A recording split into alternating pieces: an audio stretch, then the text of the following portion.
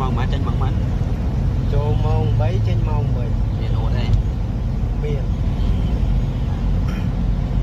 สมัยเธอการน่ะจันมองปีมัน สามัญโจมองบุญเช่นมองปีตลอด มาสู้มวยมั้ยสมไลมักปรามกะโลให้หนึ่งได้ปรามกะโลมวยนัดคนเจ็บ ด้วยเนี่ยมวยน่าชวนเจ้าปรามกันเราเลย คุณวางไอคิว งานนี่แน่ คุณวางไอคิว นะบอก นี่เดี๋ยวผมถามว่าไอ้นี่5 โลกับไอ้เล็ก5 โลมันบอกว่ามันเหมือนกันไอคิวดีมากผมถามเด็กเท่กันแล้วก็เรียกว่าอะไร แต่จุกมากระโลได้มากระโลไม่น่าชวนเชื่อ มันบอกว่าเท่ากันไอคิวดี